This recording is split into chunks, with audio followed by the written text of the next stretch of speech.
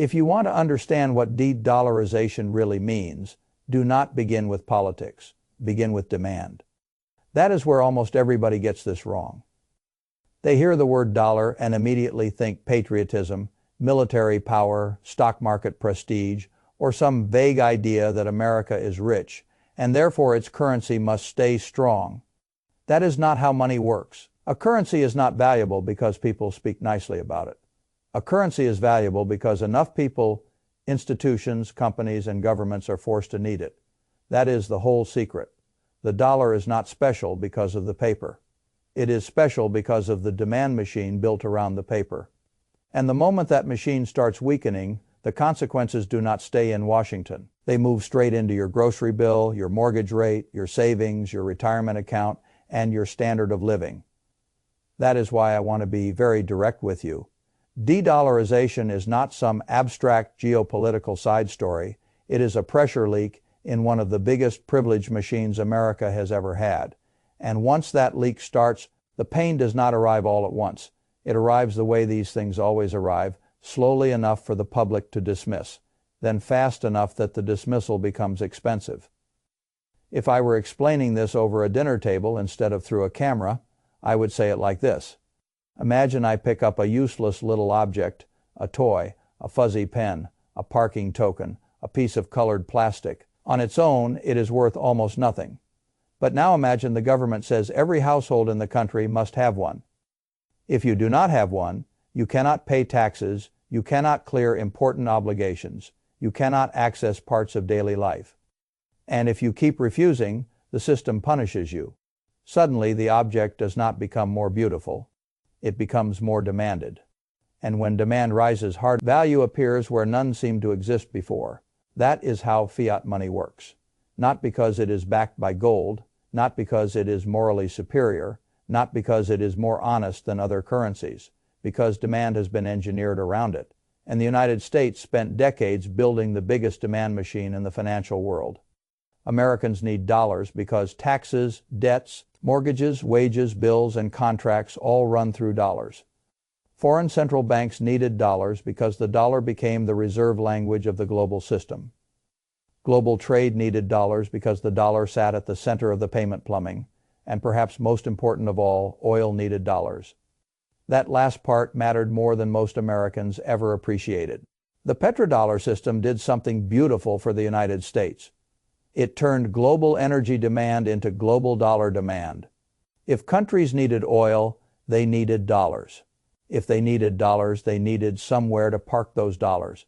That somewhere was often U.S. Treasuries, which meant America got to borrow more cheaply, spend more freely, and live with a level of monetary privilege that looked normal only because it lasted long enough for people to mistake privilege for law.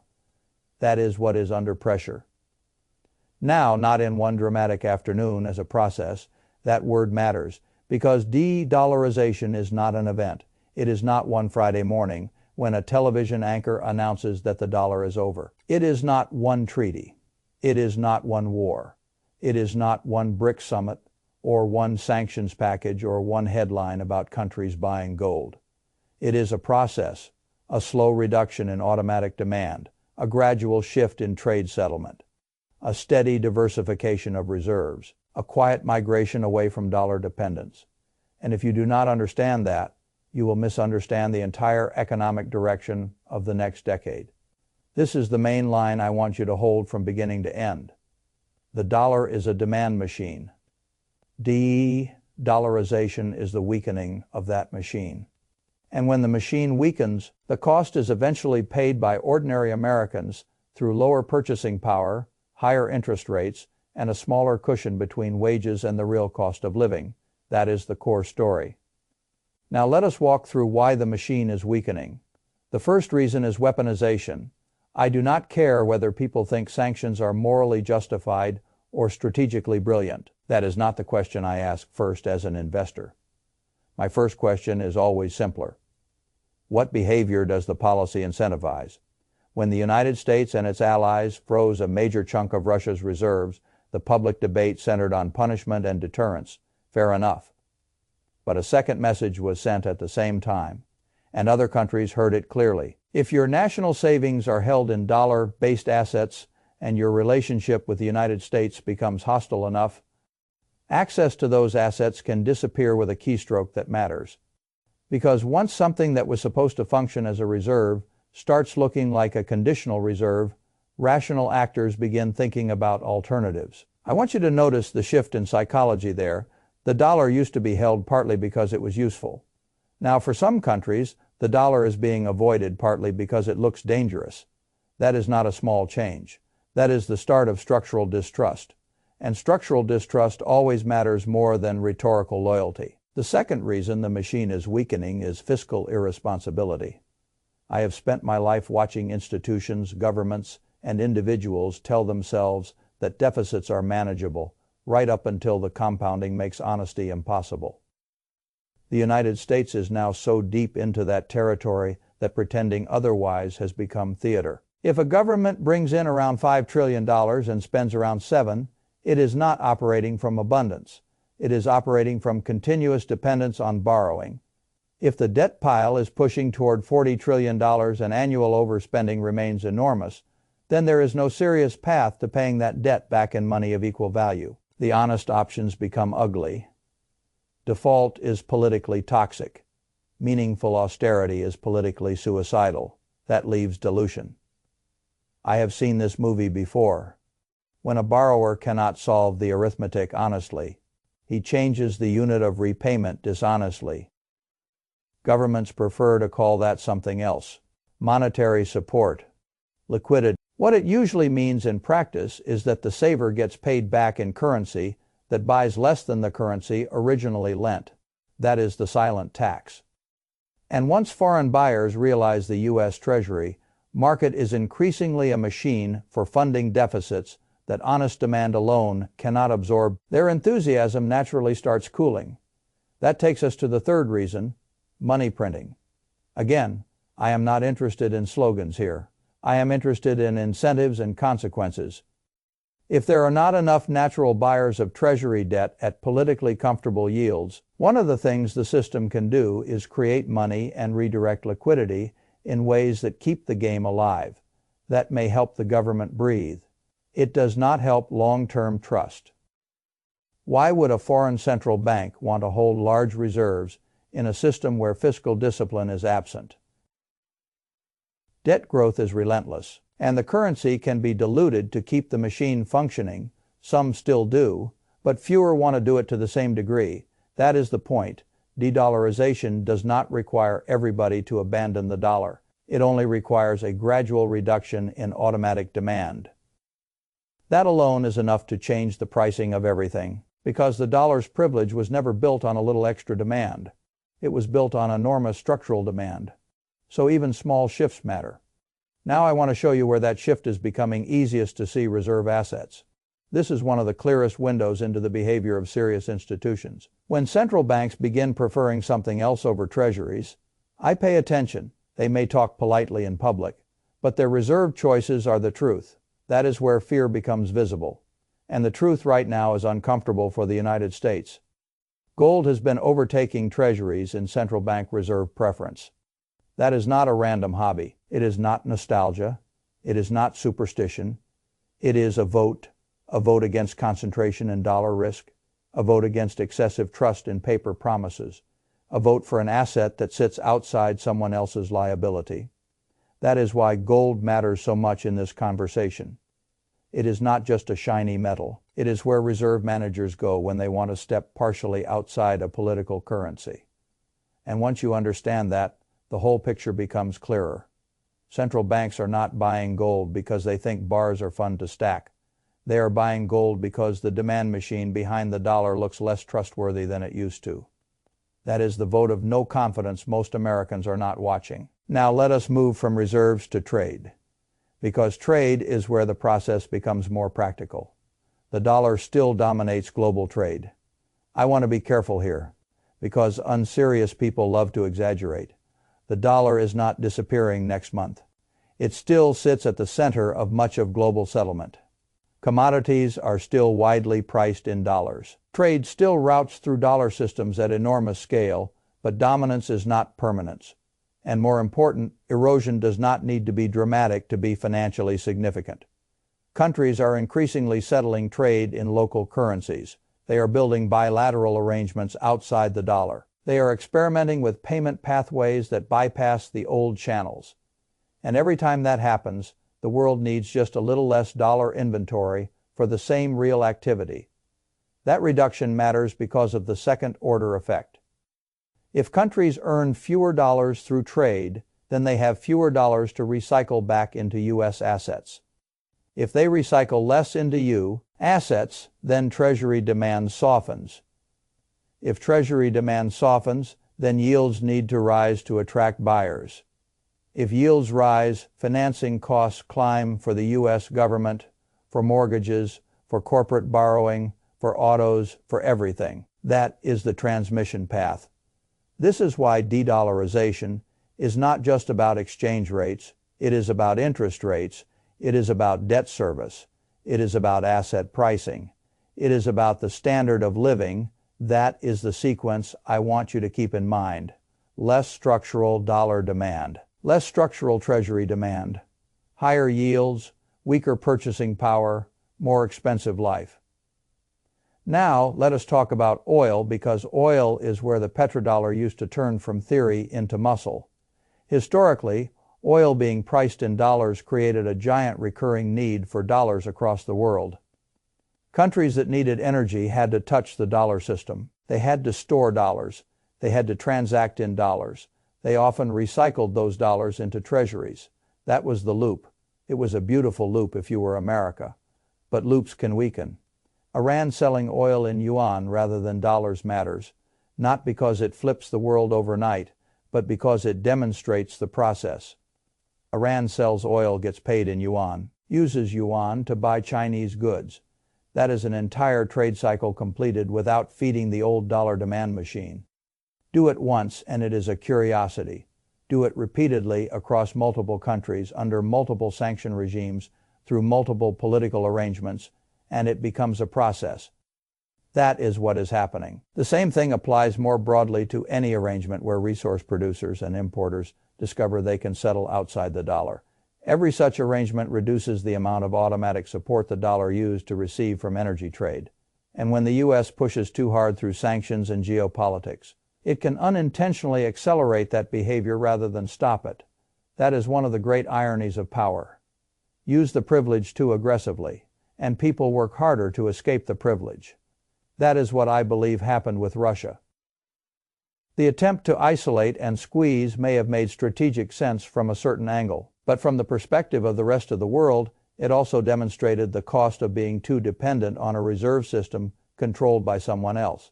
So they adjusted, they traded differently, they settled differently, they stored differently, and every such adjustment tilted the process further toward de-dollarization. That is why I say this is happening in plain sight. The machine is not collapsing. It is being gradually bypassed. Now I want to make this personal, because otherwise it remains too abstract. If the demand machine behind the dollar weakens, what happens to an ordinary American household? The first effect is that the dollar buys less. Not because you suddenly become lazy or foolish. Because a currency with weaker structural demand has less support. That means imports cost more. That means inflation pressure can intensify. That means the everyday basket of life gets heavier. Food, housing inputs, energy, electronics, transport, anything exposed to global pricing and a weaker domestic currency begins pressing harder on the household budget. The second effect is interest rates. I want you to think of the Treasury market the way you would think about lending money to two different people. One is a disciplined borrower with stable income and a good reputation. Plenty of people will lend to him at a lower rate because demand to lend to him is strong. The other is a borrower everybody is beginning to distrust. He needs more money more often under worse arithmetic. Fewer people want to lend to him to attract lenders. He has to offer a higher rate. That is how Treasury demand works too. If the world needs fewer dollars and therefore fewer treasuries, then demand softens and rates need to rise to attract buyers. That means higher mortgage rates, higher auto loan rates, higher credit card stress, higher borrowing costs for businesses.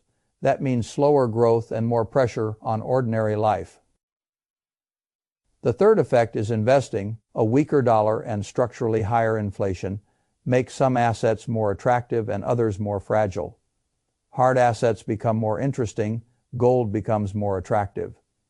Real businesses with pricing power become more valuable. Long-duration paper promises become less comforting. A portfolio built entirely on the assumption that the old dollar privilege will continue indefinitely becomes more exposed than most people realize. That is why I do not treat de-dollarization like a political topic. I treat it like a portfolio topic, a purchasing power topic, a survival topic.